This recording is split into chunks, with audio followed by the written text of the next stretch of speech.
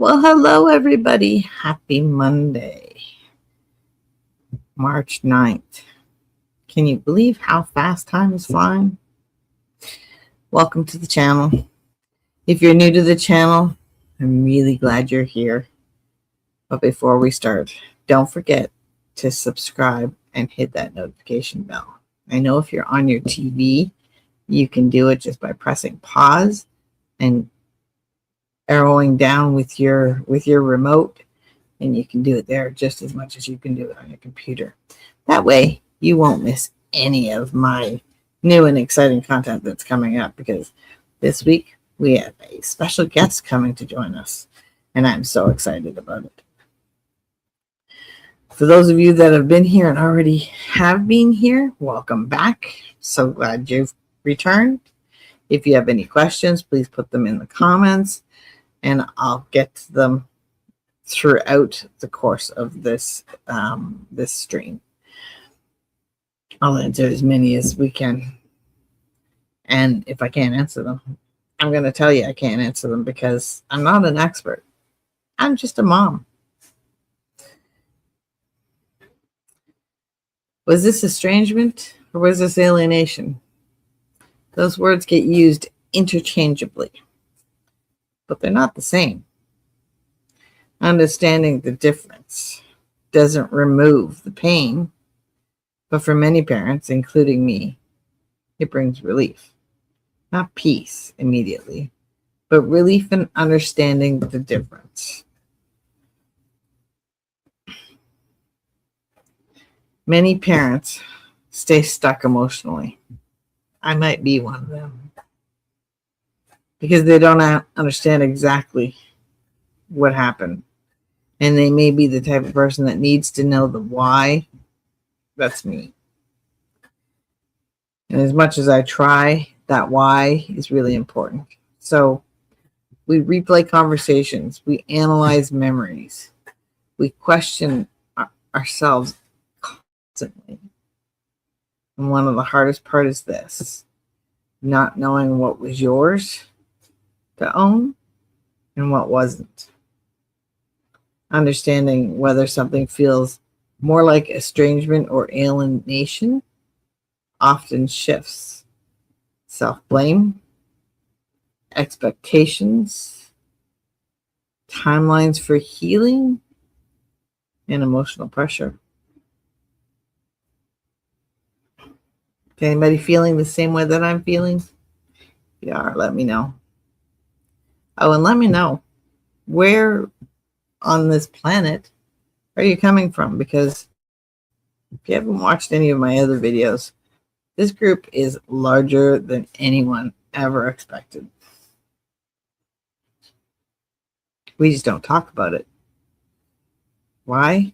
Because we feel embarrassed. But back to my topic. For many parents, it's the first step toward breathing again. Estrangement usually develops over time. It often involves miscommunication, unresolved conflict, emotional wounds, and distance that slowly grows. You may not even see it coming. Because if you're not able to communicate with your child, and they're not able to communicate with you, and you say something or they say something, and you don't know that either one of you are bothered by it, you don't know a problem exists. Sometimes there's one triggering moment, but most often the relationship has been shifting quietly for years. Estrangement often includes complexity. Even in separation, there's often still emotion. Hurt, love, anger, longing. And one thing that many parents notice, even when communication stops, it doesn't feel final. It's like grieving for someone who never died. And not saying that I'd want my kids to die or anybody else's kids to die. But it's like, I would say, having a crush on somebody would be the example. And they don't have the same reciprocal feelings. So you're constantly wanting to be around them, and they want no part of you. And they finally push you away. And they put up their boundaries. Disconnect all the communication, avoid you at all costs. It's very similar to that. And you're left thinking, but I really loved you. Sorry. If you think about your situation, did the distance feel gradual? Did it feel layered? Did it feel confusing rather than sudden? These are questions many parents wrestle with. I know I do. I couldn't tell you the moment it started. I can tell you the moment I think it started.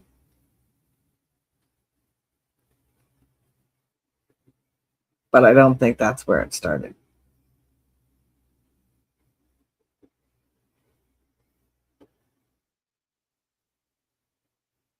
It's not easy. It really sucks. Alienation, that's deeper. Alienation feels different emotionally, and it often feels sudden. It feels final. Alienation usually includes a shift in language, rigid thinking, emotional alignment pressure, and often reduced or controlled contact. Many parents describe one moment when something changed, not slowly, but noticeably.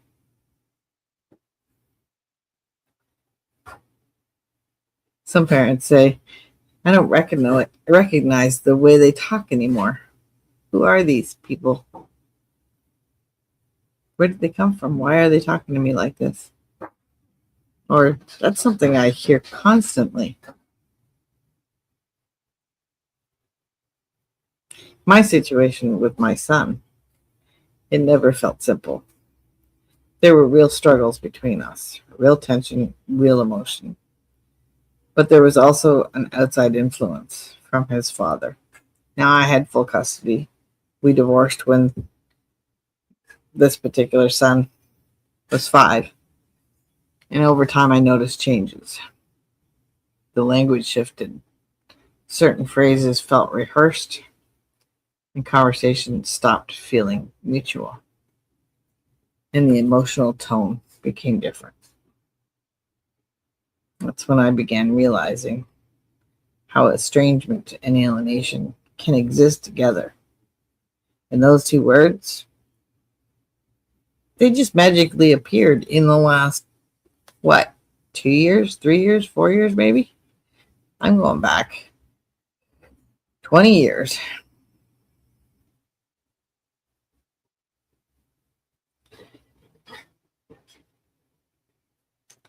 Then I have my granddaughter, who is my son that I just referred to, his daughter. So let me just recap. I'm estranged from my son.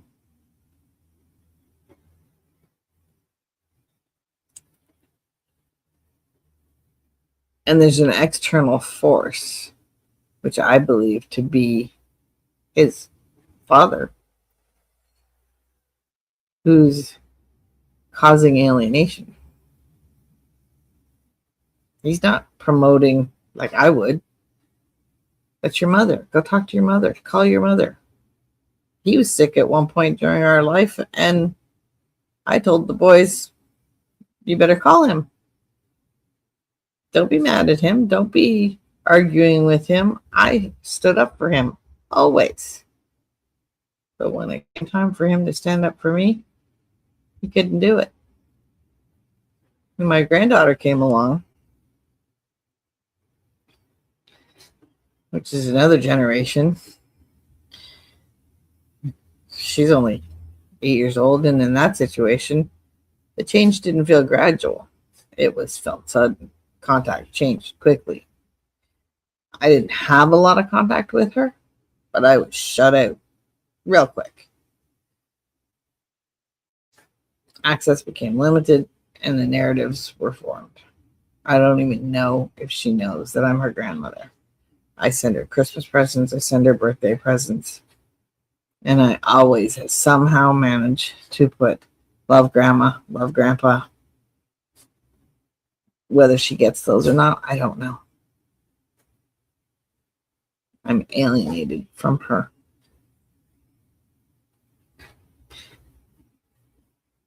The hardest part wasn't just the distance. It was hearing certainty.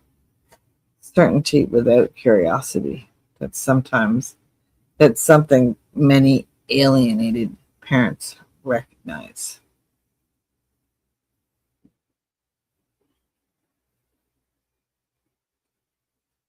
Here's what matters most. Most situations are mixed.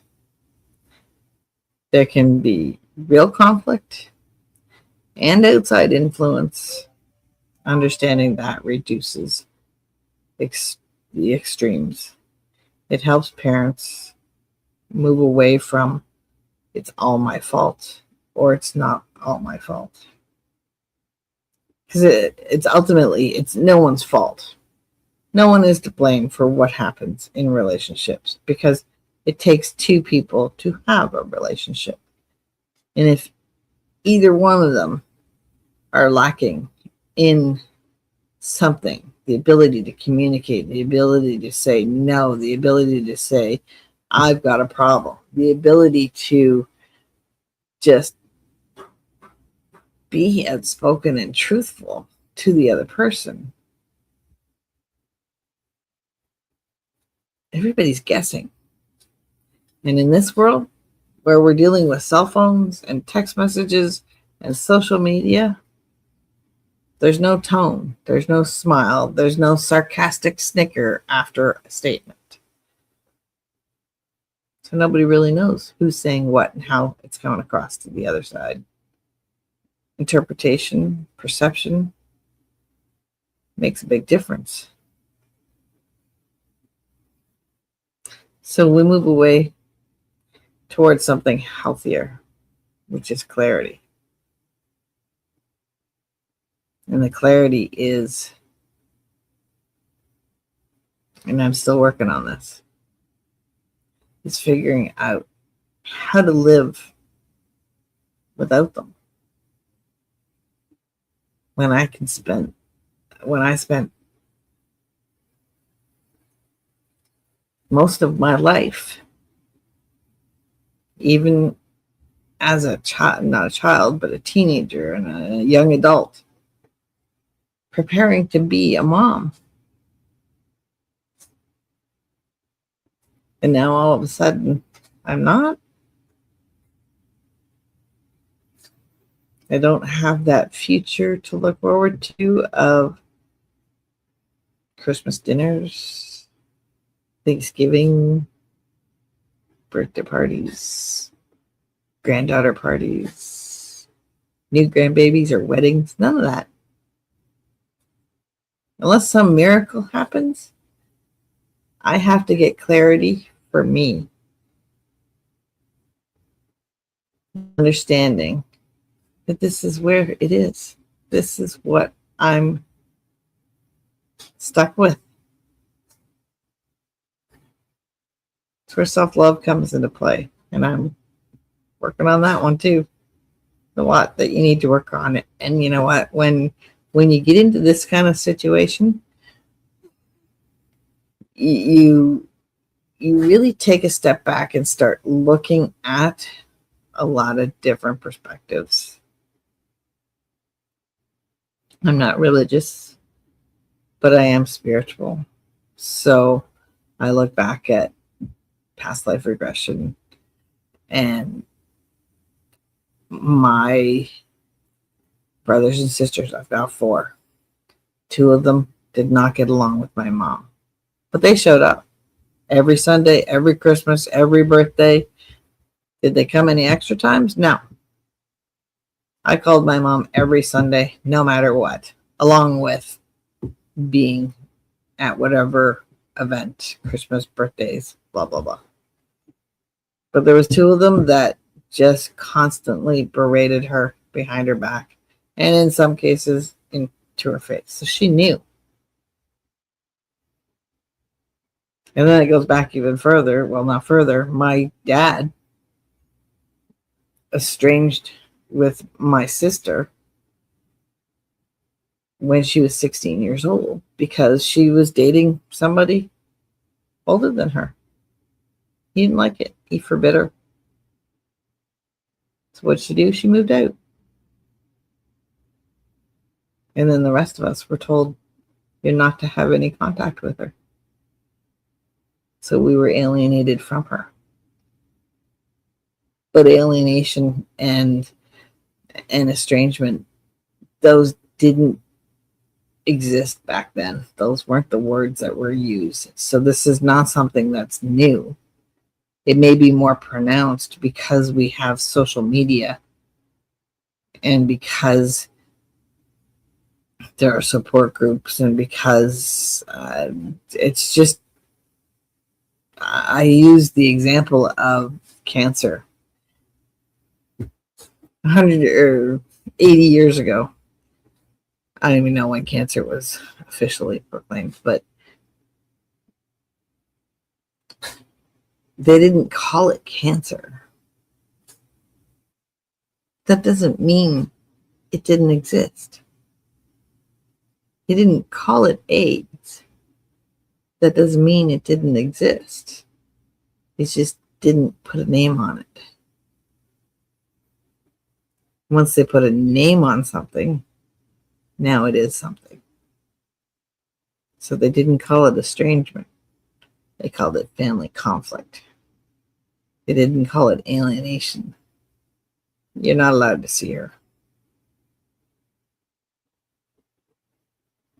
Words make a difference and create this thing. You can almost hold it in your hand.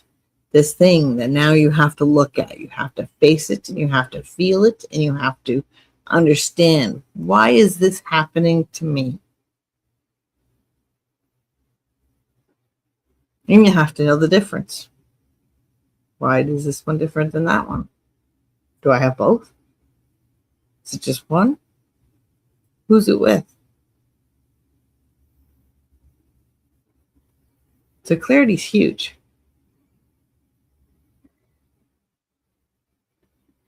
The emotional impact is profound. Not knowing the difference creates confusion, shame, obsessive thinking. I'm not guilty of that. Exhaustion.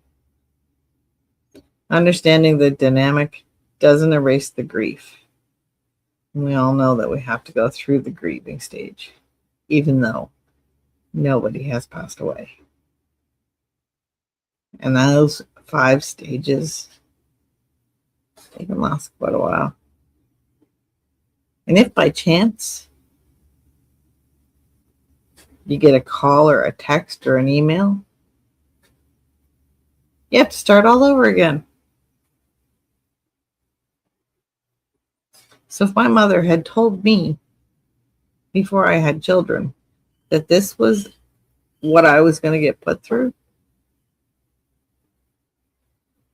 I don't know that I would have had children. I maybe would have just focused on me, focused on my career. Not exactly what the world wants to hear, because procreation is what we need to keep the planet moving, but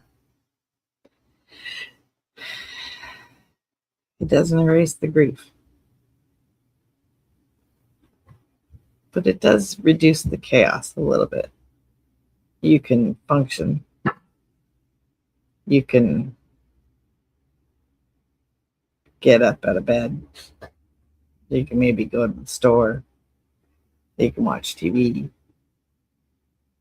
But for many parents, that's where the relief begins. Now, I'd love to ask you, does your situation feel more like estrangement or alienation? Or is it a mix? So if you're watching, I see somebody's watching. Put a comment and tell me what you think. Is it estrangement, alienation, or a mix? Also, tell me where you're watching from and what are the ages of your estranged children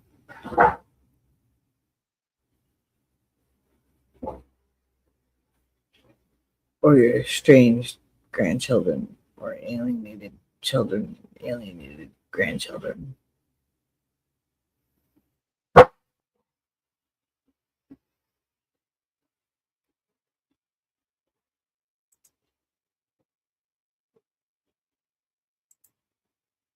Good.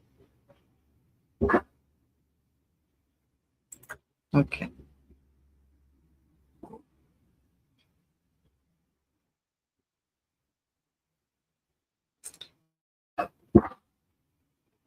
This is such a tough subject for everyone.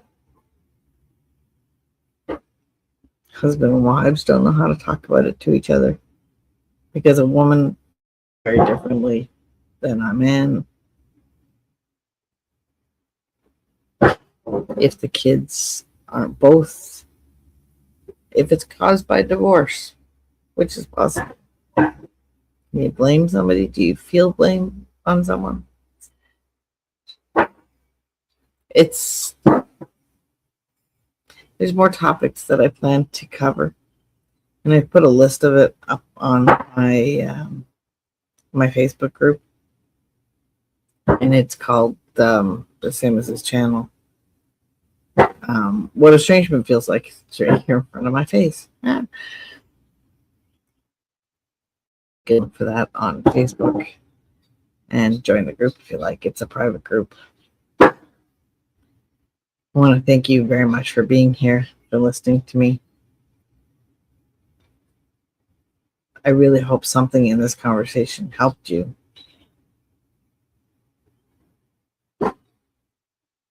I know some of the things that I say gives me pause for thought because I'm one of those people that I can talk to other people about their problems and help them work through it, but not take my own advice. It's one of those characteristics I was given when I was born.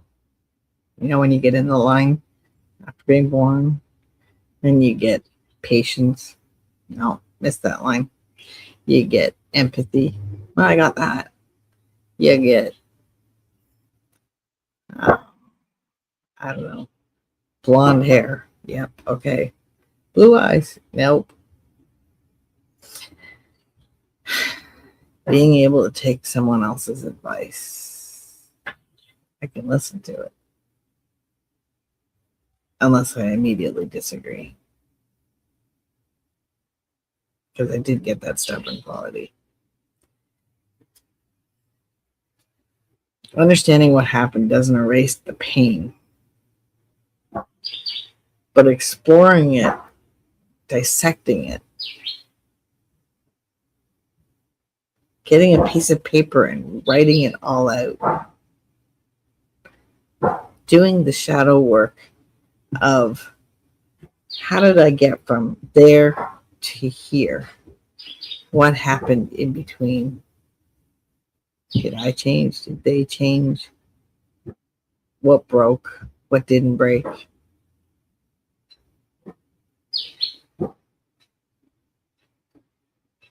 Helps. Nothing. I can tell you this with absolute certainty that nothing ever, ever, not in this lifetime, will ever make me forget it. or make me wish it never happened. I may move forward, but it'll always be there. If this resonated with you, I hope you come back. Next episode, we're talking about guilt. There's a good one. What belongs to you and what doesn't. So take care of yourselves. Don't forget the subscribe button and the bell for notifications for when I go live. I typically go live at 11 o'clock every day of the week, with the exceptions of when I have special guests, like this coming Wednesday. It will be 9 a.m. Central Time, 11 a.m. Eastern Daylight Time for my special guest to accommodate her schedule.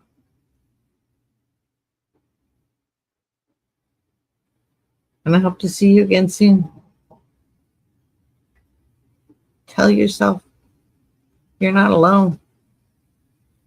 There's a wide open world out there of parents like me, like you, who have children that are like yours and that are like mine.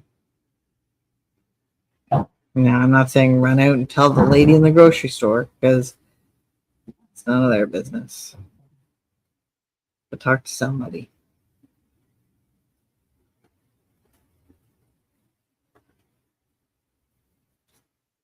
Take care. Be safe. Have a great day.